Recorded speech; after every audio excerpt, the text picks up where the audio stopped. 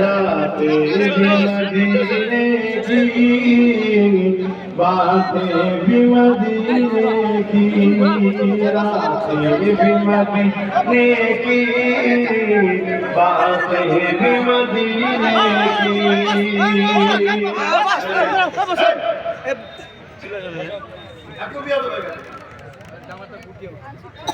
তোমাদের এইসব কালচার নাকি এর হুজুরের নাম করা কি বলবে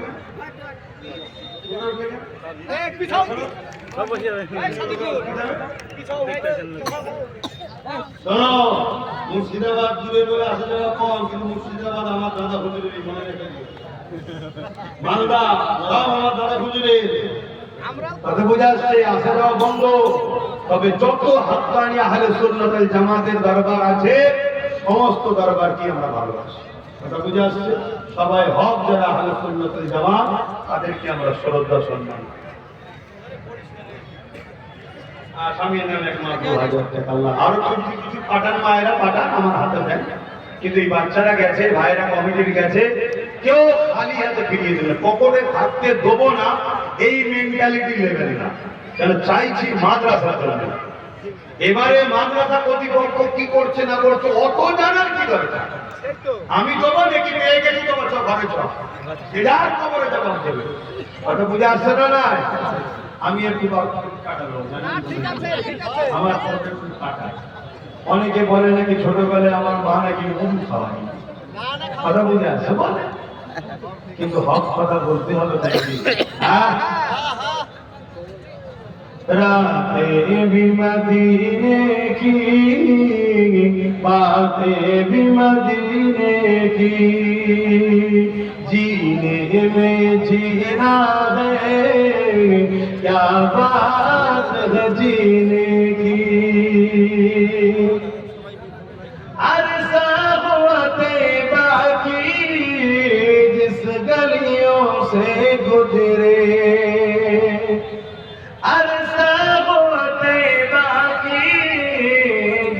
गलियों से गुजरे इस वक्त भी गलियों से खुशबू पसीने की जोरे बोलो ना सुभान अल्लाह।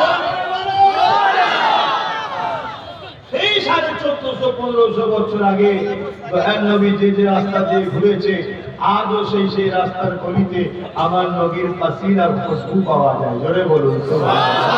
আরো জোরে বলুন। এটা আমরা খুশি নয়? আমার নবীকে খুশবুওয়ালা নবী বানিয়েছে। জোরে বলুন সুবহানাল্লাহ। হযরত আব্দুল্লাহ হুজুরের সঙ্গে আম্মা আমেনা হুজুরের নিকাহ হলো, বিবাহ হলো। বাসর রাত, প্রথম রাত হযরত আম্মা আমেনা হুজুর হযরত আব্দুল্লাহ হুজুর এক জায়গায় হয়েছে। নূরে মোহাম্মদ রসুল হযরত আব্দুল্লাহ হুজুরের কপাল মোবারকে রয়েছে। শুনছেন? আম্মা আমেনা হুজুর আর আব্বা আব্দুল্লাহ হুজুর দুজনে এক জায়গায় হলেন। আমেনা হুজুর আব্দুল্লাহ হুজুরের পেশিনা মোবারক থেকে নূর আম্মা আমেনা হুজুরের পবিত্র রেহেমে চলে যায়। জোরে বলুন সুবহানাল্লাহ। আম্মা আমেনা বলছে তারপর থেকে আমার শরীর থেকে একটা খুশবু বেরোনো শুরু হয়েছে। জোরে বলুন সুবহানাল্লাহ। আরো চিৎকার দিয়ে বলুন সুবহানাল্লাহ। এই খুশবু বেরোতে এই খুশবু যত দিন যায় বাড়তে শুরু করেছে। হযরত আব্দুল্লাহ হুজুর কারবারের জন্য বাইরে গেলেন, আসার পথে ইন্তেকাল হয়ে গেলেন। ইন্না লিল্লাহি ওয়া ইন্না ইলাইহি রাজিউন। আমার রাসূল পাক সাল্লাল্লাহু আলাইহি ওয়াসাল্লামের আম্মা জান বলেন এই খুশবু যত দিন যাচ্ছে বাড়ছে, যত দিন যাচ্ছে বাড়ছে। একদিন এমন হলো পুরো মক্কার গলিতে গলিতে এই খুশবুর চর্চা হচ্ছে চারিদিকে। যারে আমরা কোথা থেকে পাই এই খুশবু মাখে? এ তো মক্কার কোনো দোকানে বাজারে পাওয়া যায় না। এই কথা হযরতে আব্দুল মুতালিব রাসূলুল্লাহ দাদার কানে গেছে। রাসূলুল্লাহ দাদা বলছে হ্যাঁ আমিও ভাবি খুশবু আসে কোথা থেকে। রাসূল পাক সাল্লাল্লাহু আলাইহি ওয়াসাল্লামের দাদির সঙ্গে আলোচনা করেছে যে আমি বিভিন্ন জায়গায় যাই এই খুশবু তো কোনোদিন দেখিনি। অনেক রাজ রাজাদের সঙ্গে মিশি। রাসূল পাকের দাদা জান ছিলেন মক্কার প্রেসিডেন্ট, ওই সময়ে ভিআইপি ব্যক্তি, তাই তিনি বলছে যে খুশবু কোথা থেকে পায়? আম্মা আমেনা হুজুরকে ডেকেছে, আমেনা রে এই খুশবু তুমি কোথা থেকে মা পাও? আম্মা আমেনা বলেন, আব্বা আম্মা এই খুশবু আমেনার মাথা নয়, এই খুশবু যিনি আমার গর্ভে রয়েছে তিনার, অর্থাৎ মুহাম্মদ রাসূলুল্লাহ খুশবু। জোরে বলেন সুবহানাল্লাহ। সেই নবীর উম্মত আমরা গর্বিত নয়? কথা বলো গর্বিত নয়?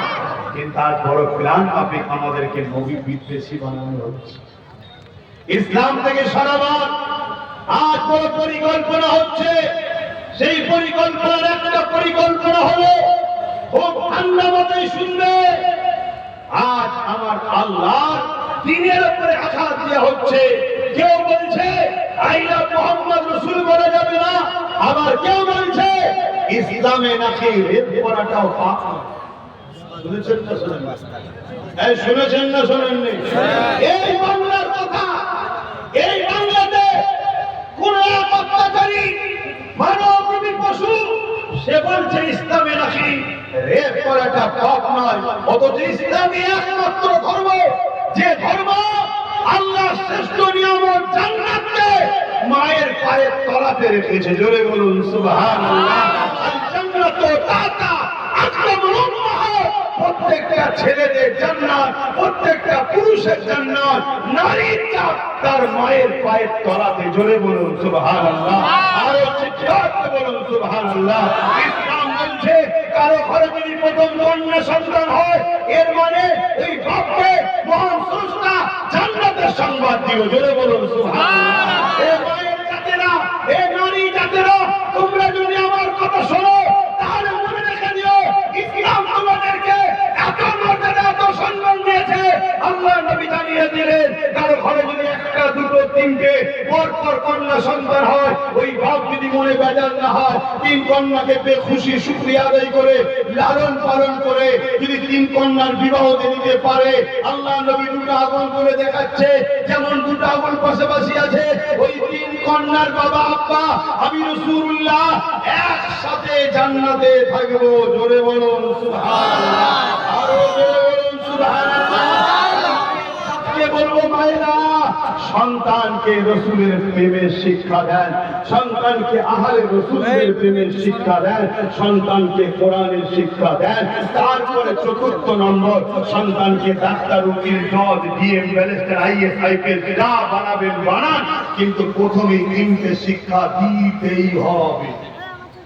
এটা আমার রাসূলের হুকুম। আর হুকুম বলে নাম্বার 1 নবীর প্রেম, নাম্বার 2 আহলে রাসূলের প্রেম, নাম্বার 3 কোরআনের শিক্ষা। আজ আমাদের কাছ থেকে একদল উলামারা বড় প্ল্যান মাফিক আগে দুটোর কথাকে বাদ দিয়েছে, শুধু বলছে কোরআনের শিক্ষা দাও, কোরআনের শিক্ষা দাও। আমিন। আল্লাহ রাসূল বলছে প্রথমে শিক্ষা দাও হুকমে রাসূল, তারপরে শিক্ষা দাও হুকমে আহলে বায়াত, তারপরে শিক্ষা দাও কোরআনের। নবীর কথাই না। শুনছেন না শুনেন? কেন? কোরআন পেয়ে মানুষ জান্নাতি হয়, আবার কোরআন পেয়ে কোরআনের লোড না নিতে পেয়ে মানুষ জাহান্নামী হয়ে যায়। শুনছেন তো নাকি? ওষুধে মানুষ সুস্থ হয়, শরীর ঠিক না থাকলে ওষুধের রিয়াকশনে মারাও যায়। কথা বুঝছেন না? বলেন না? কোরআনের মতো লোড যেটা পাহাড়ের উপরে রাখলে পাহাড় ধ্বংস হয়ে যেত, ওটা তুমি তোমার উপরে রাখবে কি করে? আগে নিজেকে শক্তিশালী করতে হবে। এই নবীর প্রেম ও আহলে বায়াতের প্রেম দ্বারা নিজের সিনাকে প্রথম শক্তিশালী করে নাও, তারপরে কোরআনের লোড দাও, তবে তোমার কোরআন নিয়ে সঠিক রাস্তা পাবে। না হয় মওলা আলীর বিরুদ্ধে যারা লেগেছিল তাদের স্লোগানই ছিল কোরআন মানবে না আলী মানবে, কোরআন মানবে না আলী মানবে, কোরআন মানবে না আলী মানবে।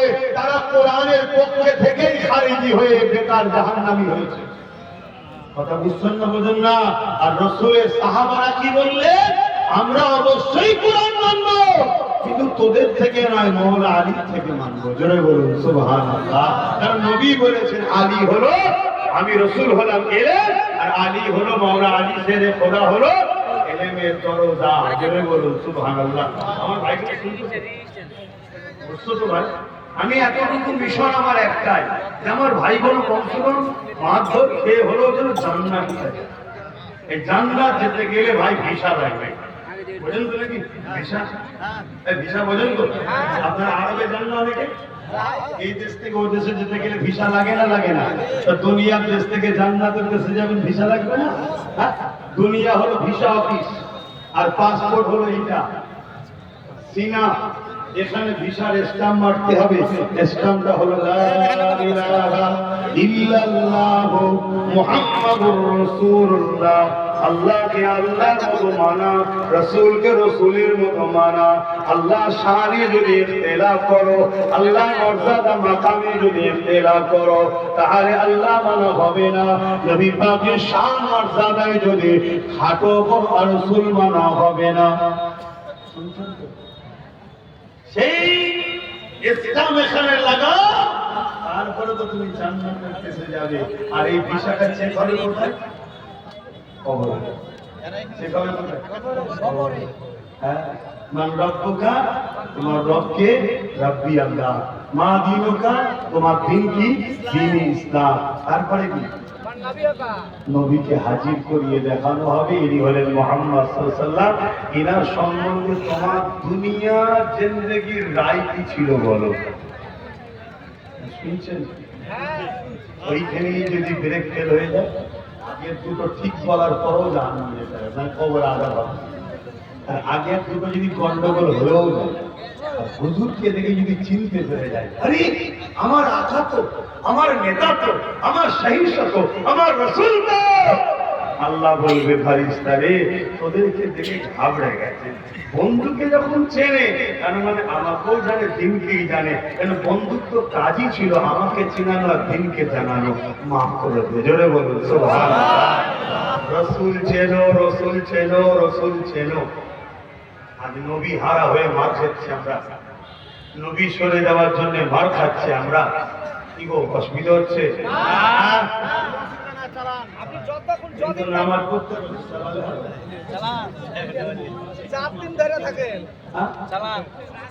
আসেন, আমি যে কথা বলছিলাম, হাবিবে আমার এই কথাটা বলে দিই।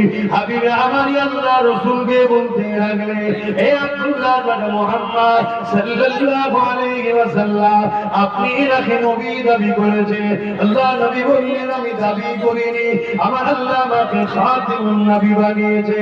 ওই সময় হাবিবে আমার বলতে লাগলো, তাহলে আপনি কিছু মুজিজা করে দেখান। ওই সময় তারা জানতো মুজিজা নবীদের দ্বারা হয়। আজ জামা দাবি করে নবীর মুজিজা মানতে চাইছে না। বড় দুঃখ লাগে, বড় কষ্ট লাগে। হাবিবে আমারই বলতে লাগলো, আপনি আকাশে কিছু করে দেখান। ওই সময় আল্লাহ নবী আসমানের দিকে মুখ তুলে বলতে লাগলেন, এ হাবিবে আমারই রে, এই আকাশের চাঁদটাকে টুকরো করে কি দেখাবো? এই কথা শোনার সাথে সাথে হাবিবে আমানির বল বন্ধ হয়ে গেল। কথার বেরোতেছে না যে চাঁদ টুকরো করে কি করে, চাঁদ টুকরো হবে কি করে? হাবিবে আমানি তো জানে না কার সাথে কথা বলছে। চাঁদটাও তো রাসূলকে ইশক করে, জোরে বলি সুবহানাল্লাহ। কিন্তু আমরা শ্রেষ্ঠ মানুষে চাঁদের কাছে আমরা হার মেনে গেছি। কি হার মেনে? হাবিবে আমানি যখনই বললো, চুপ করে গেল। আল্লাহ নবী উত্তরের আশা করলো না, উঙ্গলি ইশারা করলো। চাঁদ নিজেকে নিজে দুটুকরো করে, এক টুকরো আবু কুবাইস পাহাড়ের এদিকে, আর এক টুকরো এইদিকে, এইভাবে বেশ কিছুক্ষণ থাকতে লাগলো। জোরে বলুন সুবহানাল্লাহ। আরো জোরে বলেন সুবহানাল্লাহ। আমাদের খুশি নয়? কথা বলে, এটা কি আমাদের গর্ব নয়? পৃথিবীতে অনেক নেতা এসেছে, অনেক নেতা আছে যারা আমার নেতার বিরোধী করো, তাদেরকে খুলে চ্যালেঞ্জ দিচ্ছি। আসো, কোন মায়ের বেটা যদি থাকো, মাওলা আলী যখন আসরের নামাজ চলে গিয়েছিল, আল্লাহ নবী ইশারা করেছে, সূর্য উঠেছে, তোমরা যারা আমার নবীর বিরোধী করছো, তোমরা একটা বাল্ব জ্বালিয়ে দেবো, আলো জ্বালিয়ে দেবো। সমস্ত নেতাগুলো, সে আমেরিকার প্রেসিডেন্ট হোক, রুশের প্রেসিডেন্ট হোক, ফ্রান্সের প্রেসিডেন্ট হোক, আমার দেশের হোক, সবাই এক জায়গায় হয়ে ওই আলোটাকে একটু সরাতে পারো কি দেখি তো? বাপের দিনও নাই। এই কথা বুঝে আসছে না রে? আমার নেতা কে, কার উম্মত আমরা, আর কার পিছনে ছুটছি আমরা? ভাবো, নিজেকে চেনো, আজকে চেনো। আজকে যাও তার পিছনে ছুটে ছুটে ছুটে ছুটে গোলাম থেকে গোলাম এত নিকৃষ্ট হয়ে গেছি যে আজকে আমাদেরকে বড় প্ল্যান মাফি কাফের বানাবার পরিকল্পনা হচ্ছে। শুনবেন? আমার রাজ্য সরকার দীঘাতে একটা মন্দির করেছে, জানেন তো নাকি? ওই মন্দির করেছে রাজকোষ থেকে, যেটা উচিত নয়। তারপর চলো ছেড়ে দিকে যাও, যা পারছেন বলে কাজ নেই, কিন্তু সেই মন্দির